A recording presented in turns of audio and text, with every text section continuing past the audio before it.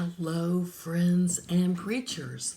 I'm Sarah Holler, mentor with Backstory Preaching, with this month's topic Preach Come What May.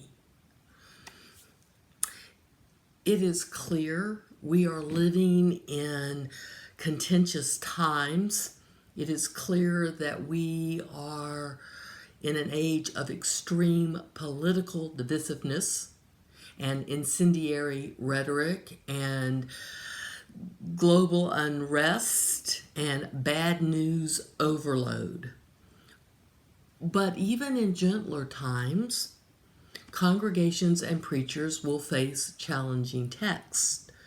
So the question before us is, how do we preach God's good news in a context people may not want to hear? How do we invite people into a challenge or a stretch that is true to the gospel and can be heard by resistant ears? And I believe the place we start is getting clear about who we bring into the pulpit. So you may have heard the adage, the most effective tool in a ministerial toolbox is self-awareness. Knowing who we truly are, knowing our spiritual gifts, knowing our strengths that we modulate in healthy ways rather than going or taking them to the extremes, knowing our personal places of grace and our defaults when we're under stress, knowing our shadows and our fears, and knowing our triggers for shame and anxiety and impatience, even despair. All this awareness is our friend because it helps us navigate both the calm and troubled waters of human relationships. With regards to preaching challenging texts or controversial topics, it is helpful for us to look inward first, to ask ourselves, am I more comfortable being a pastor or a prophet? Is it my preference to soothe or to challenge? Does my heart warm when I draw people into easy fellowship, or am I set on fire when inspiring others to address a social injustice? Some other ways of answering this or asking this questions are, how important is it to me to be well liked, to be thought well of? How important is it to me to be right, to be judged to be on the correct side of history? Am I conflict averse? Or am I a stir the pot, drop the mic kind of guy? And here's why it's important to ask these questions. If we are more naturally a pastor, a comforter, if we preferred to be liked more than being right, if we prefer to avoid tension, if at all possible, then our challenge in preaching hard text or injustice or inequity is going to be in finding a way over our own internal resistance. Our dilemma will be finding the resolve to say the hard things that the gospel demands to people we may love sitting in the pews who don't want to deal with that call or the requisite response.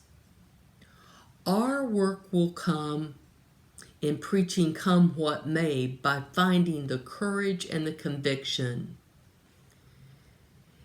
It begins in remembering that God called us.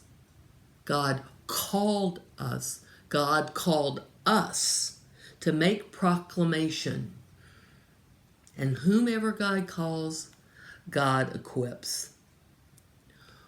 We have a unique way of seeing the world. We have a specific perspective. We have a love of God and a love of God's people, and we have a way of communicating this hard thing that God wants expressed. Our work is to trust God's trust in us so that in the time it is needed, at a time it is required, we can settle ourselves in this truth. God needs a hard thing told. God needs us to do the telling. God will be with us in the telling. God will redeem the telling if God deems it necessary. We are required to pray for what it is we need to do the hard telling, and then to rest. Rest in knowing that we are loved. If, on the other hand, we are more naturally a prophet than a pastor, if we feel the frustration and weight of biblical witnesses calling for change and engagement, if we are filled with righteous indignation almost every day, if change and action mean more to us than building consensus, if bruised feelings seem a small price to pay for justice in God's kingdom, then our challenge will be how to invite people to engage the challenge they resist from a place of love for them. Inviting people to engage a challenge they resist from a place of love for them. If the cause or the perspective is of God, then obviously communicating it in a way that can be heard is a worthy endeavor.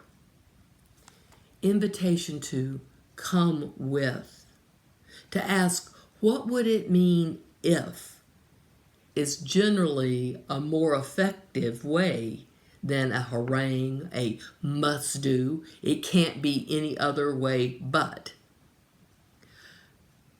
But if you have this inclination to be prophetic, then God made you with a strong voice and a just heart and a kinship with the afflicted.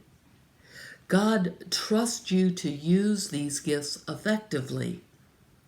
So for you, maybe the prayer is, help me find words that encourage deeper reflection, a new way of seeing a societal ill.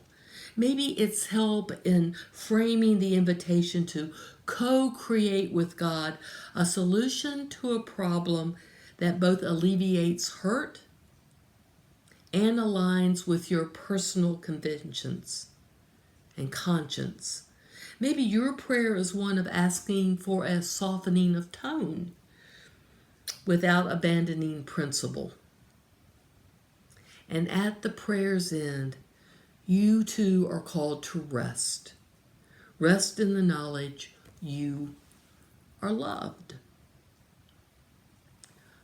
Another important question for the preacher to consider when addressing challenging texts and controversial issues is, of what am I afraid? Getting clear on this question helps identify our resistance, our biases, the places we may sabotage our best intentions. The answer to this question can also help frame our prayer, bringing us the help we need. Preaching, come what may, we ask first, who are we bringing into the pulpit? Is it someone who relishes or resists saying difficult things? Is it someone who can say hard things in a loving way, or someone who will need help remembering the resistance or the resistor is God's own beloved as well? Are we bringing someone who can name their anxieties? Can that person access their own fears realistically? Are we bringing someone who has prayed for what they need to deliver the message God gives in a way God's people can hear? Are we bringing a preacher who is ready to rest in God's love and trust that their effort and effectiveness has been sufficient? So, dear ones, this week we consider who goes into the pulpit to preach God's hard things. And next week, we will look at who shows up to hear the hard things. What do we know or what do we suspect about the people in our pews and how they hear challenging sermons?